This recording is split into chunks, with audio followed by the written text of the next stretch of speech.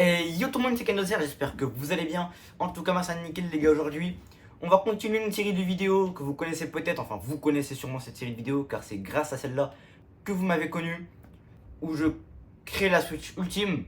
Donc cette fois-ci, on va créer la PS3 Ultime. Et oui, ça on verra du lourd, car on est sur une console qui est un petit peu moins puissante, mais presque aussi puissante que la Nintendo Switch. Donc on va voir ce que ça pourra donner. Si je pense qu'on va pouvoir installer Linux, installer des émulateurs, etc. comme sur la Switch Ultime. Sauf que là on va essayer de peaufiner un petit peu plus le projet. Donc cette vidéo sera en deux parties. Première partie j'installe, première partie je finalise au final. Donc c'est parti. Donc bien sûr il y a des gens qui vont dire oui, ça sert à quoi de faire ça, pourquoi tu fais ça, on s'en fout, ça sert à rien.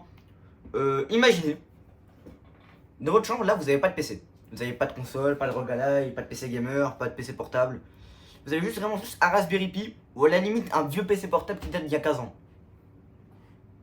Vous pourrez toujours transformer, si vous avez une PS3 bien sûr chez vous, votre PS3 en mini PC, en PC pas très puissant, en console qui fait tourner presque tous les jeux comme la Nintendo Switch.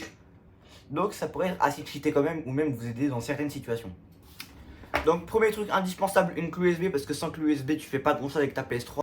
Sans la clé USB tu peux pas hacker ta PS3, tu peux pas installer grand chose, tu peux pas faire grand chose dans tous les cas. Donc sans clé USB, t'es mort. Donc la première étape va être de hacker cette PS3. Bon, je l'ai déjà hacké, vous pouvez voir ça dans ma vidéo qui va s'afficher juste ici normalement si Kenos du montage n'a pas la flemme. Donc j'ai déjà fait le hack, donc vous pouvez aller voir si vous avez envie. Donc on va directement passer à l'installation de Linux, si je pourrais bien l'installer dessus. Dégager la ROG Ally, hein. Je peux le casser vite fait ici. Pour placer la grosse bête. Je crois qu'il est vraiment une grosse bête assez lourde. Enfin ça va, genre en termes de poids c'est vraiment très lourd. Donc il est temps de la brancher les câbles HDMI, etc. On va pouvoir commencer les manipulations. Donc on branche ça et on peut l'allumer. Juste, je kiffe l'intro de la PS3, elle est vraiment incroyable. Enfin, c'est mes goûts, mais vraiment je kiffe le petit bruit d'introduction. Bon, cette fois-ci j'aurais plus besoin d'utiliser ma manette de PS5 pour utiliser la PS3 parce que c'est un petit peu chiant, le bouton PlayStation ne marchait pas. J'ai trouvé dans mes placards une manette de PS3 qui est bon assez sale, je vais la nettoyer. Et un câble non officiel que je sais même pas d'où je le sors en fait. Après la manette fonctionne, je vais la brancher. Alors est-ce que tu fonctionnes? Et oui, elle fonctionne, on peut voir qu'il y a les petites LED. Donc je vais pouvoir la démarrer.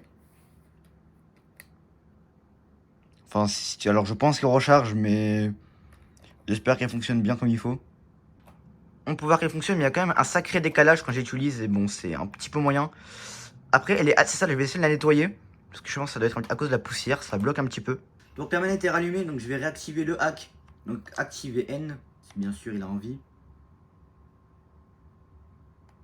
Donc normalement, j'ai juste à attendre que ça charge.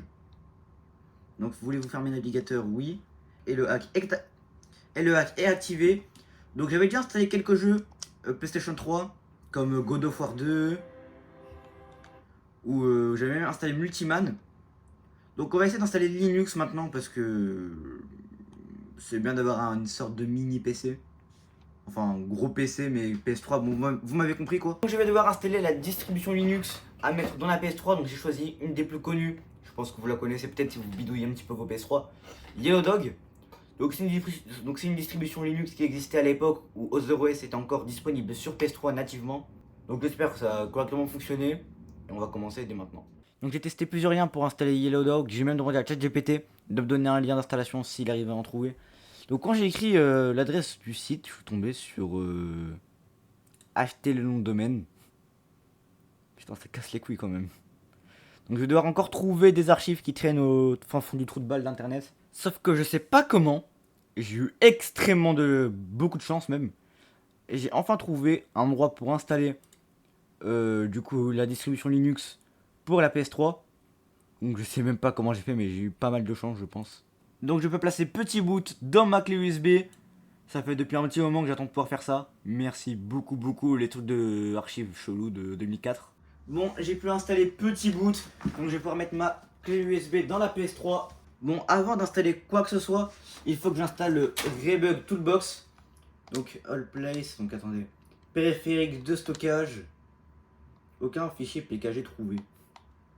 Alors. Voilà, Rebug Toolbox, donc il est là.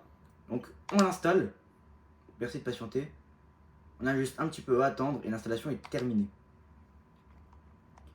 Donc grâce à ça on va pouvoir installer nos outils, donc du coup petit boot. On peut lancer Rebug Toolbox en espérant qu'il fonctionne bien parce que j'ai pris une ancienne version qui est compatible avec la 4.89 en espérant que ça marche. Your system running on compatibility Cobra configuration, ok. D'accord. Ok. Donc j'ai réussi à le lancer, je suis assez content. Donc je vais devoir installer un truc. Attendez, je recherche le blaze. C'est Resize. Donc je vais installer un truc qui s'appelle Resize, je sais pas quoi, qui se trouve dans ce menu. Alors je trouve pas grand chose moi avec ce nom. Enfin c'est de l'anglais donc voilà quoi.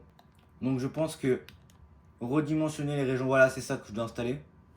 Et je vais reprendre quand j'ai terminé. Donc je peux cliquer. Donc voulez-vous? Oui. Donc la PS3 va redémarrer.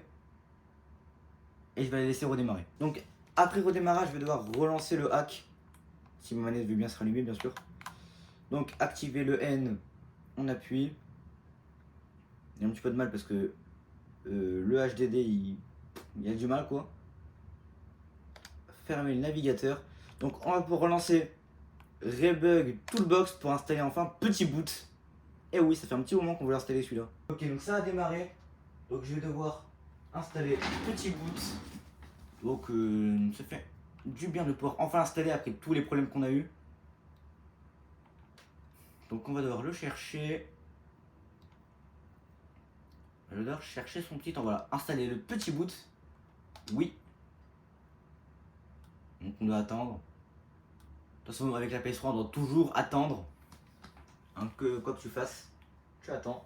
Donc, Petit Boot a été installé. On peut faire OK. On va pouvoir commencer les vraies manipulations. Donc j'ai mis l'OS dans ma clé USB. Donc il est temps d'essayer. Donc on fait patch LV1 utilisation 2. Donc voulez-vous changer l'ordre de démarrage de l'OS? Oui. En espérant que ça fonctionne.